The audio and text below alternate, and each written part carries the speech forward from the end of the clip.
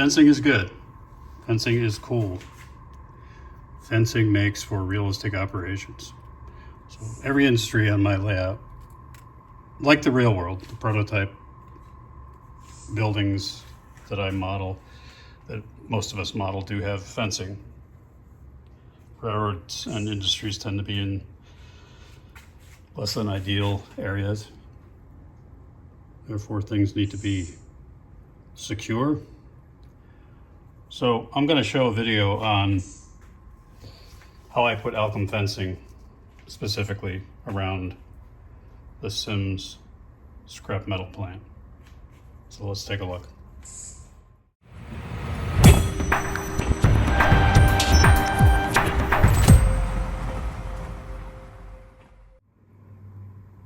Howdy YouTubers, I'm back at the workbench, my new section of the workbench. And I put this Alchem fence on my model railroad layout in a few areas. I like it because it's very easy to work with. It's basically laser etched out of a sheet of very thin metal. I think they say it's stainless steel, but it has a little bit of magnetic pickup to it, so I'm not sure if it's pure stainless steel. But anyway, because it's laser etched, the details are pretty good. It's flat, it's not three-dimensional, but at the top, the barbed wire rods you can bend over, so you can actually have the barbed wire bending in either straight up or either direction. And what I do is once I assemble it all, I spray paint it like a matte silver or matte gray, and then I put some rust wash on it, and that really kind of brings it to life. So the nice thing about it is you get several sections of long fence, and then you get different options for gates. You get a gate like this, which I actually cut open, and I put it on brass rods that hinge, so that they hinge open to close the tracks off. And it's good when you're switching to have that option for realism. You have to open up the gates to switch the cars in the industry. I think I have like 1 1/3 kits here, just combined from old pieces. What it also comes with is a long gate piece, which I don't actually have it here, but it's a long piece like this, which is a roller gate type. And you can cut these obviously into smaller pieces. The best way to cut these is a sharp pair of junk scissors. That's what I use. Scissors tend to go through this pretty nicely. I wouldn't use like wire nippers or anything. And then what he sends you, Bernard is the guy over there at Alchem Fence, and they have other products too, not just a fence. But this is bronze phosphor rod that is from Tichy Group. But with each kit of fence, he used to put like 3 of these in there, but now I think he's gotten down to 1. But these become the posts that you CA glue onto the fence, and then you pin those down into your baseboard. They can also become the pivots for the gates. So what I did is I just went on the Tichy Group website and I ordered, it's 0.032 gauge phosphor bronze wire, 12 pieces. That's enough for several kits. The stuff's pretty strong actually. It flexes, but it doesn't really bend easily. So it's good for a fence. It's pretty sturdy, but if you bump it, it's not going to break off. All right, so those are the components. What I'm going to do is I'm going to actually show you how I cut and glue these posts onto the fence, and then this ultimately will be installed over on my layout extension where I have the scrapyard. This will surround the perimeter of the scrapyard with a gate for the trains to come in and a small gate on the road.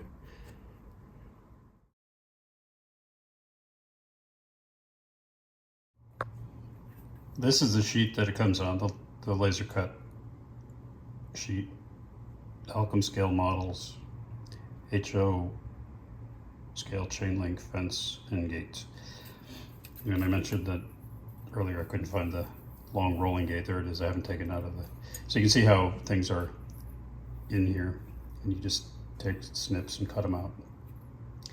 This one's good. You can either make a long swinging gate.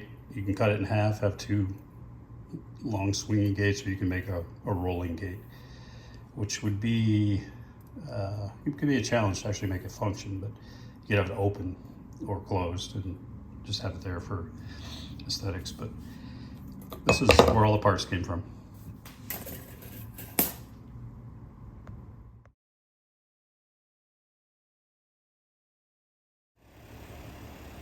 Okay, so prep the fence to put everything together. What I do is couple things. First, the ends of the poles on the fence are a little long. There's little nubs on them from where they're held in the laser etch piece.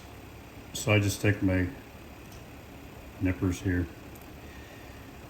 These are not the sharpest, and I try to cut them close to the fence, because if they're sticking out too far, you'll have a post every, say, 2 or 3, and then the ones in between, you don't want to get caught up on scenery and kind of make the whole thing difficult to insert. So, and anyway, you're typically going to have grass and things growing under the fence, so you don't really need to see the ends of the poles.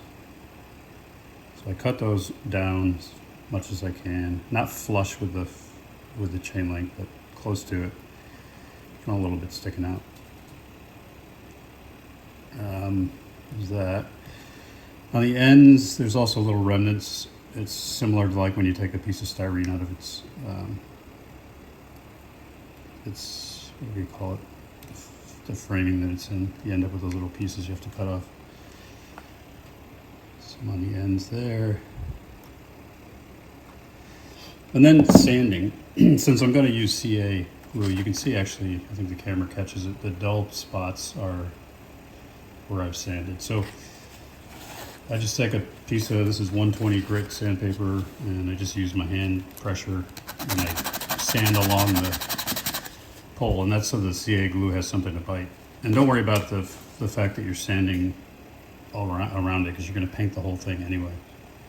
And if you don't sand, you have a problem, because this is so glossy that the CA is not going to take to it. And then I cut, for now I cut 8 pieces of this phosphorus bronze wire that I showed you earlier. And I cut as many as I can at once so that I can sand them, because just like you want to sand the fence, you want to sand these rods as well so that the CA glue will take to it. And lengthwise, I have it, I don't know what that is, maybe a quarter inch-ish. Depends on how thick your baseboard is. I use Homoso, so I don't need a whole lot to bite into. If you use foam, you maybe want it a bit longer. But the way these fences work is pick a side, any side, and that could be the side you want showing without the posts. And then the posts, you can put them everywhere, but it's kind of a waste, honestly, and it makes it difficult to insert. So you can even get away with, like around my scrapyard, there's going to be a bit of a curve, so I may just do every 1, 2, 3, 4th. So leave 2 in the middle without a post. And the stuff is sturdy enough that it's not going to matter. So I'll put one here, and then I'll put one here, and so on. But you can put them as often as you want. I probably wouldn't go any more than 1, 2, 3, 4, because then you have too much loose fence exposed. The painting, when you spray, you're going to do all this first. When you spray paint it, that phosphorus bronze is going to blend right in. You really don't even see it. But I like the part that's showing mostly to the operators of the layout. I like to have the poles on the backside. But there you have it. So what I do is I use a watery CA glue, this particular crazy glue. It's sort of a gold standard in my opinion. And you don't need much, just a couple of dabs of it, and you just make sure it's straight, obviously up and down, and just let it sit there for a bit and get all of them on there. Let them dry for a while so they don't pop off, and then at that point you're ready to insert it into the ground. Now, in my case, I'm going to connect two sections together, and I'll show you. I'll show you how to do that. Before I take it over to the layout, I want two full sections joined together.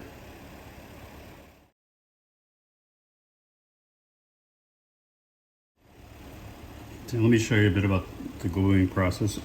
On the ends, I find it easy to put the CA glue right onto the fence itself and then just drop the post right on that. When you get into these middle bits, it's hard to get the glue right on there without getting it on the chain link. If it does get on the chain link, it's not a big deal. What I do is I just take my fingers and I pinch it, and the glue will stick to your fingers and come out of the chain link holes. You can always poke a pin through there, but to avoid that, when you're on the inner sections, what I do is I put the CA glue on the post itself, and you don't need much. Just want to be able to see the liquid on there, top to bottom, and then get the area where you want to put it, and make sure it is straight up and down, because you only really get one shot with this stuff. It grabs real quick, even though it's just metal to metal. I think because you sand it, you rough it up, it just grabs hold quick. It's funny, I when I was a kid, I never thought super glue worked, because when I tried to use it on my old layouts, probably Tyco junk, and then all to Athearn and better things since then, but I never really bought into CA glue because it never seemed to stick to anything. But then, you get older and wiser, and it's really, if you prep the surface and you're patient, it'll hold just about anything, as long as it's not under repeated force. I mean, these fences, you put them up, you're not going to be banging into them. I've had no problems with CA glue, and you really can't. I don't think you can weld or solder this. You may be able to. You might need like a stainless steel solder if there's such a thing, but I don't really see the point, because the CA glue, I mean, you can see these three poles are on there and they're not going anywhere. So for me, that one piece of fence with three anchoring posts is enough, because then it appears you've got posts in the middle. And I'm going to be bending a little bit around the curve, so that helps not have to worry about getting posts in every single one of them. So that's one. And then the trick is to double it up. You could do it on the layout, but in this case, I know exactly the length I need, and I know where it's going to go. When you have two sections you're going to join up, you can just, so the back side has the post. Now, if I'm looking at the front side, it's got the flat post that came with the fence. You can just take another section of fence, rough up this with the sandpaper, rough up the back of this one with the sandpaper, and then just CA glue those together so they share a post. That way you're not having to waste this phosphorus bronze rod, because it's not inexpensive. So efficiency is always key. So that's what I'm going to do here.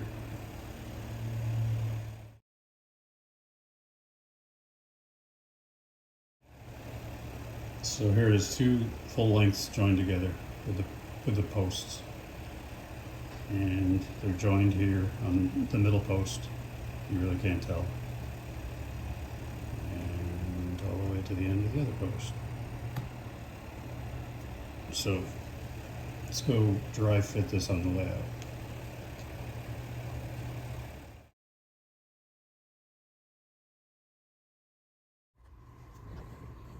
So there it is, dry fit. Well, there's no holes yet in the baseboard, but I just wanted to see. And I'm probably one section too long, because I'm just going to have it butt up against the corner of the office here. So I can just take my scissors on the left side of that post there and cut it right off. And I like the way it kind of follows the curve of the track. And then what'll happen here is this is where I'm going to have a hinged gate to do your switching, and then there'll be a single gate on this side for a little roadway. And I probably won't make that single gate functional, but you can see there's a roadway back there. So the fencing will go also along the backdrop, and then there'll be sections of the rolling gate on either side of this roadway opening, so it looks like they're open, and they'll just be kind of tucked behind these piles of scrap. And then there'll be a run of fencing that goes from under the overpass up to this edge of the office, scrapyard office. It'll go behind the lights there and in front of the utility pole. So the whole thing will be closed off. And once it's all in there, I'll bend the barbed wire forward.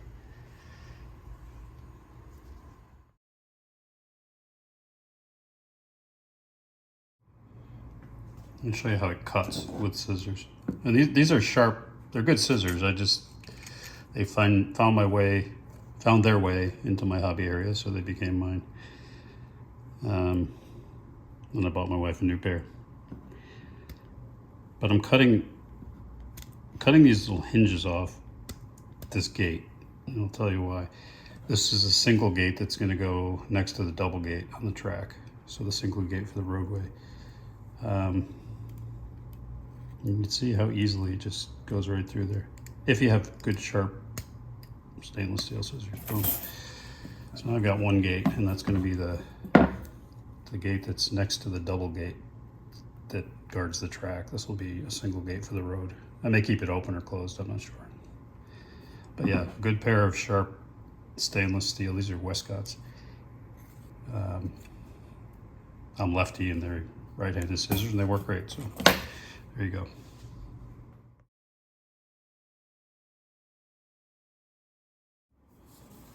All right, let's look at the gates. These are going to be the gates that go across the tracks. So this is how they come in the Alchem card. Cut them out. I showed you how I cut a pair in half because I'm going to use a single gate for the road and then a double gate for the track. So, scissors, good stainless steel scissors. There's some details, some latch details in between the gates. So what I try to do is I try to cut them so that they're on one side of the two gates. So at least one of the two gates has that detail.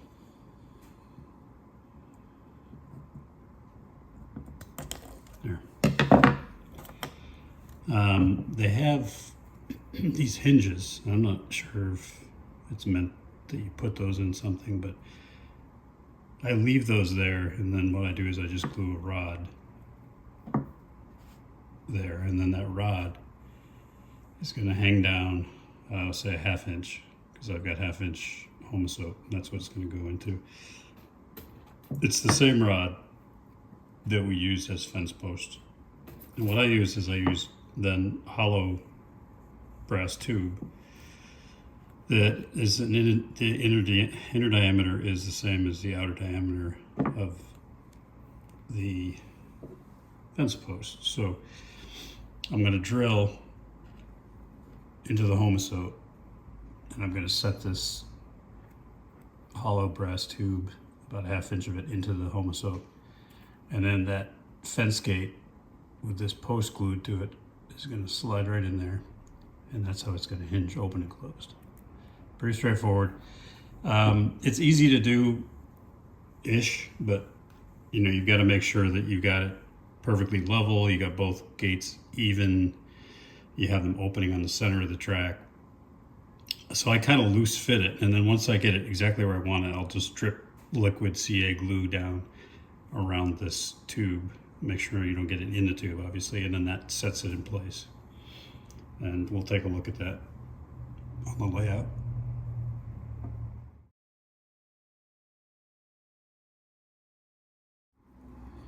So here's the gates with the poles CA glued to them. Rather than cutting the tabs off the ends, once I CA glued the poles to the fence gate, I just bent them around the pole and then added more CA glue. Since these will be handled quite a bit when you're doing your operations, you want to make sure they're secure on there pretty good with the CA glue. And always glue poles that are longer than you're going to use, because you'll insert those into the tubes to get them to hinge, but you want to err on the side of keeping them longer and just cut little bits at a time until they're about maybe 1/8 of an inch above the track. You don't want to touch the track, you don't want to short it out. So that's the gates, and we'll look at those in the layout. One of the things, a trick to cutting the tube that you'll use as the hinge, this will go down into the baseboard, and then the gate pole will go into it. I measure the thickness of my Homosoap baseboard, which is about a 1/2 inch, and then I've got plaster or spackling above it for the road, so that's going to add some space. So I just kind of estimated how thick it's going to need, or how long it's going to need to be. Put a mark on it with a thin Sharpie, and then some of you might know this trick to cut this tubing without bending it. You obviously don't want to use nippers or a hacksaw because it's pretty fragile. Just take a razor blade, a sharp razor blade, and just roll it gently back and forth on that marking. And don't rush, don't put too much pressure. And then before you know it, it'll pop through. And when it pops through, the ends are nice and clean. So you can actually get that fence in there. And you may have to clean some burrs off the edges, but you can see it goes right in there. It's a flag. Yeah, so it's a great trick.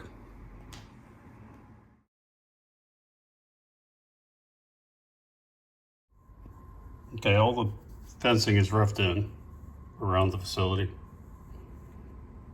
Got a nice sweeping curve there, and then we've got the gates that are functional. I got to put some stops on them. And then on the roadway there, you've got one gate, but it's open. And there's a fence along the wall. And then in the back there, between the roadway opening, there's 2 sliding gates that are left open.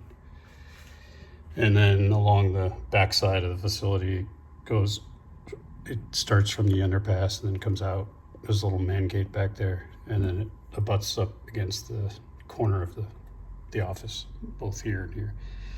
So the whole facility is fenced off.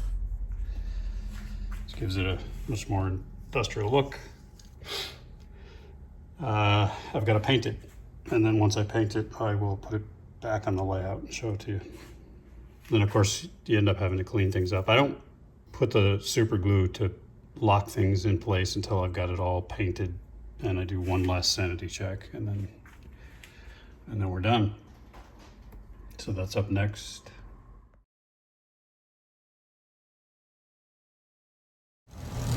Spray paint time. It's a little noisy because it's outdoors and I'm sitting by the air conditioning unit.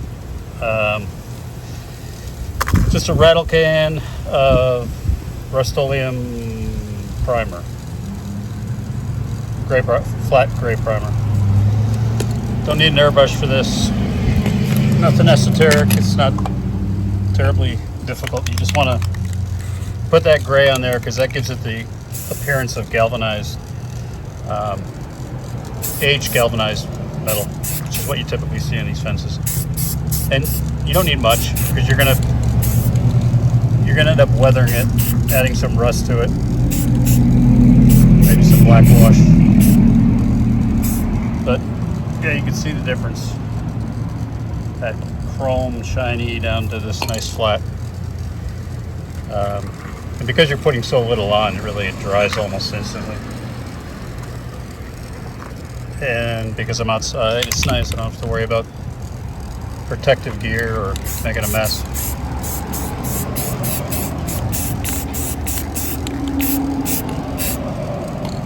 That's good. I just put a dusting on there. If you do have any super glue, including the chain link holes, you're going to see it when you spray it, but you can always poke that out with a needle or whatever.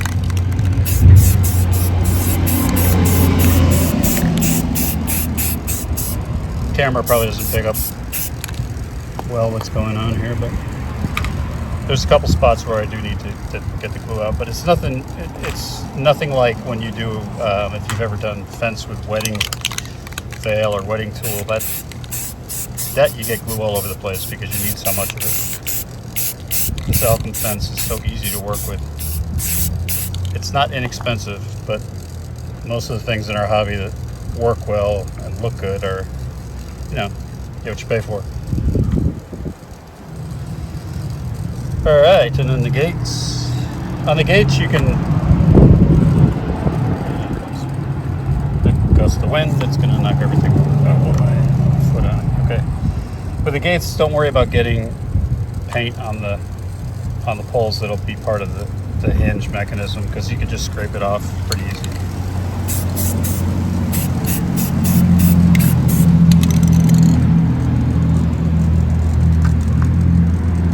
That's just tarnish on there.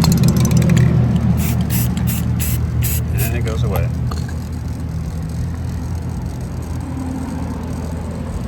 You know, I'm kind of rushing it because, to be honest, I want to get it done because I've been working on it for so darn long. And also, it's not, this type of work is not, you know, sensitive to just going quick, because you're trying to make a fence look old and oxidized. You're not putting a lot of paint on there. It's quick drying paint. And the last two, these are the sliding gates that'll be on the roadway that shows in the backdrop.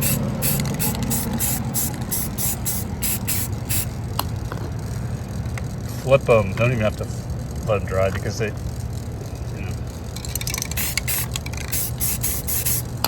Why is that one? Yeah, well, that was my own words there. If you get a little too much paint, because you do what I just did, then you just grab it with your fingers, put it on a dry piece of cardboard, and there you go. You'll never know. Just like New York. This end here, I had to glue a metal piece on because I had to cut it short to fit. But yeah, looks pretty good. Inexpensive primer, Home Depot. All right, so we'll get those on the layout. Take a look at it.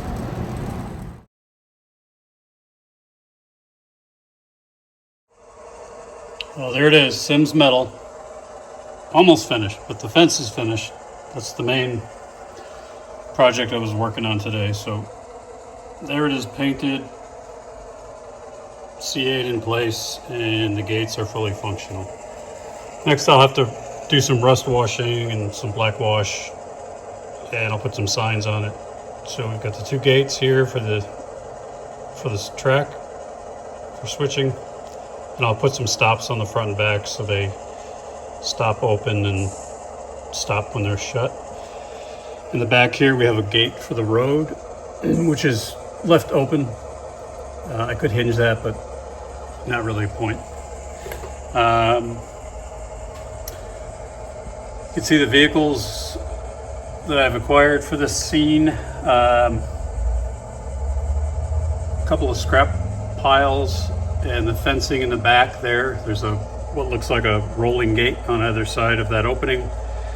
And I've incorporated the background road into the actual scene, so you can see some of the grass and some of that light dirt comes over into the scene, so it gives the illusion that that is actually one continuous road that leaves the layout.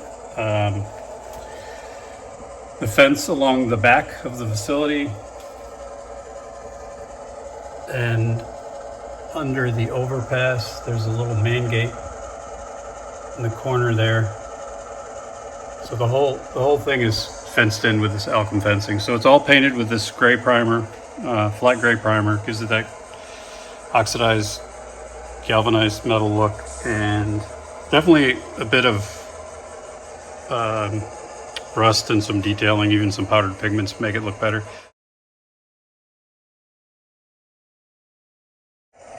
All right, now let's back the empties into the scrapyard.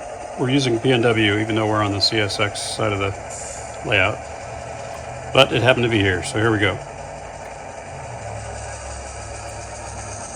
First thing you want to do if you're putting fences around the industry, make sure you open the gates when you're switching. Obviously, I've made that mistake more than once. So the gates are open.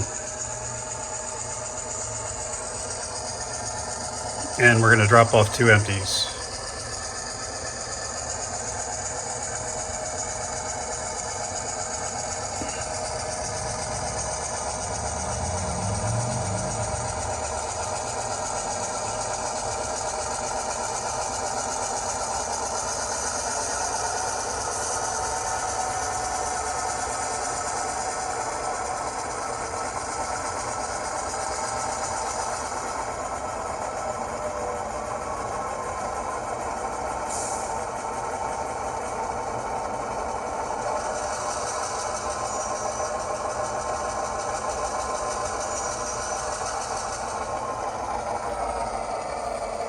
Plenty of clearance for the gates.